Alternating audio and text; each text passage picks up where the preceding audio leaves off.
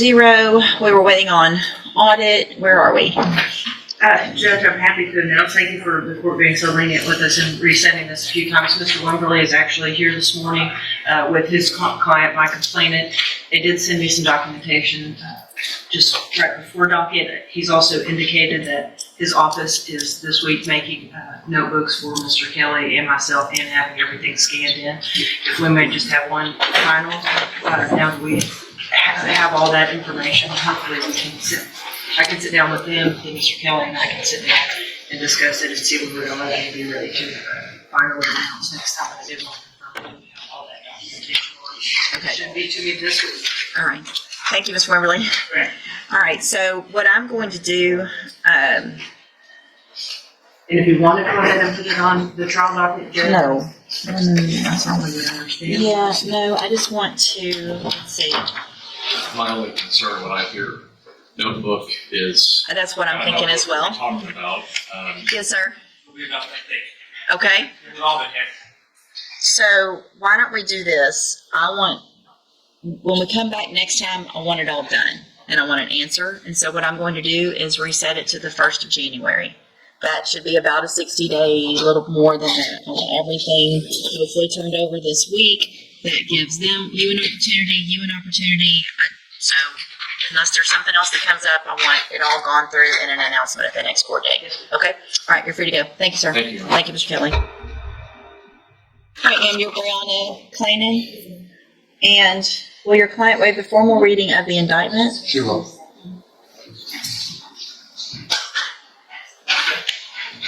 Ms. Clanan, in cause number 25, DCCR 0446, you're charged with a third-degree felony offense of evading arrest or detention with the use of a vehicle from March 8th of 2025. And how do you plead to that charge?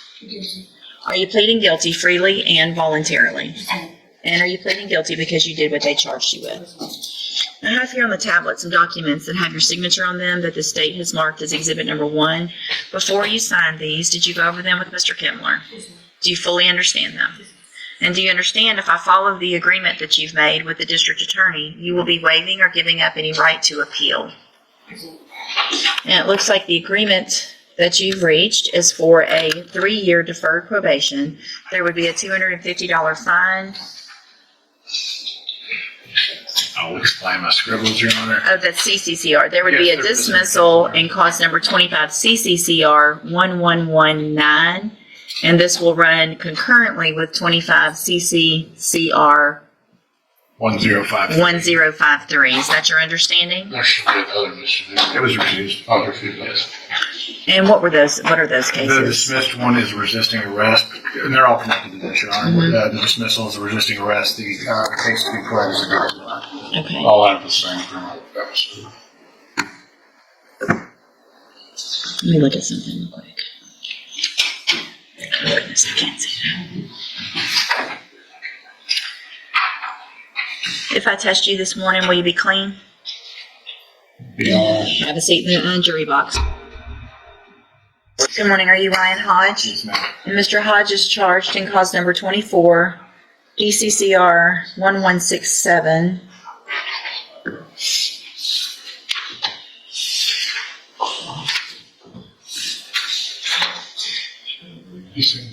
With the third-degree felony offense of evading arrest or detention with the use of a vehicle. The indictment alleges a prior burglary from 2015, and then also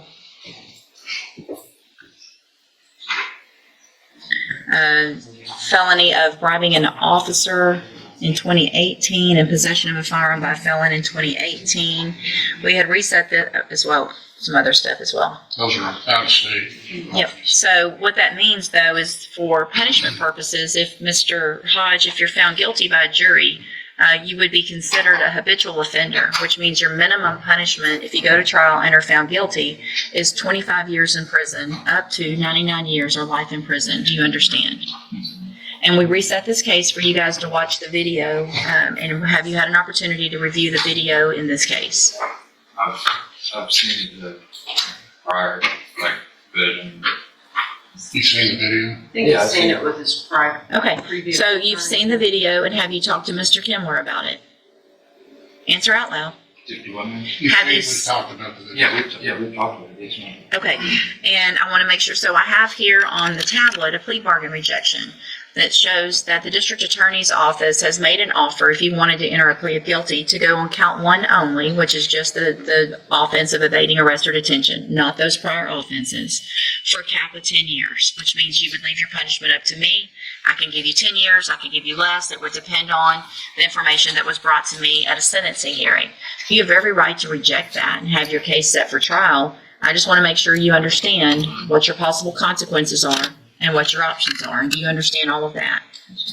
And so I'm also making the notation here on that plea bargain rejection that I've admonished you as to what the minimum will be if you're found guilty, which is 25 years in prison. You understand? And you want to reject that and have your case set for trial. Just maintain His innocence. All right. Then I do want to make sure you understand that after today, I will not accept a plea agreement. I'll get your case set on the trial docket. There won't be a plea. We'll let a jury decide, okay? So, for any reason, we can't look into it further. The facts and the evidence. Well, that's what a jury's for. And so your attorney has discussed the case with the assistant district attorney. Their position is that it's an evading and they think they can prove that. And that's what we're going to go to trial. Okay? That's what a jury's for. All right? Okay. And she'll waive the formal reading of the indictment in each. Yes, sir. So, Ms. Randall, in clause number 25, DCCR 0246, you're charged with a state jail felony offense of theft of property with previous convictions. And that one's from November 21st of 2024. The indictment alleges you were previously convicted of theft April 4th of 1984 and April 11th of 1985, both misdemeanors, which would get us to the state jail felony level. It further alleges that you were convicted of a non-state jail felony offense of theft April 10th of 1989, and then again November 12th of 1991, and then after that was final, October 10th of 1994. And how do you plead to that charge? And are those prior offenses true? Or prior convictions true, excuse me. Are you entering your plea of guilty freely and voluntarily? And did you plead guilty because you actually did what they charged you with? All right, give me just a second to get this pulled up so I can make that notation. I think that was 1 through 5.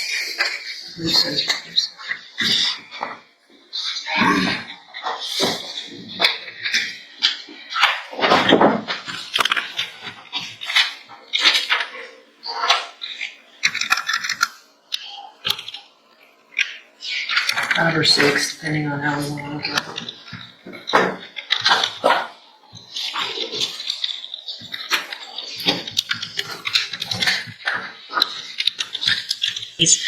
Find sufficient evidence to find you guilty in each of your cases. However, I'm going to reset your case so that the probation department can do a pre-sentence report. That'll give me more information on you, your cases, and then we'll come back later for sentencing. Anything that you think is important for me to know, make sure you get that information to Mr. Vasquez, and he will present it to me on your behalf when we come back. You need to stop and talk to probation on your way out of the courtroom today, and she's sitting at that desk right there. All right, we'll see you back at sentencing. Thank you, Judge. Yes, sir. Good morning, you're Shay Morgan. And Ms. Morgan, in cause number 24, DCCR 2102, is charged with theft of property. And what is the announcement? We're going to ask for a regular setting. A small female and I are discussing a potential resolution. Also going to get some documents from my client that I think will help inform that process. And so, Any issues? Looks like we do, at least for purposes of this announcement, have a restitution figure, so we would need time to develop that. Okay. We can share that information with council. Okay. And the case looks old, but I realize that you were just hired at the end of July. So we'll just do a normal reset. And then Ms. Morgan, make sure you stay in touch with Mr. Gert so you guys can go over everything. We'll try to get an announcement at the next court date. All right, you're free to go. Thank you. have a good week. Thank you. You too. I guess I'll see you tomorrow.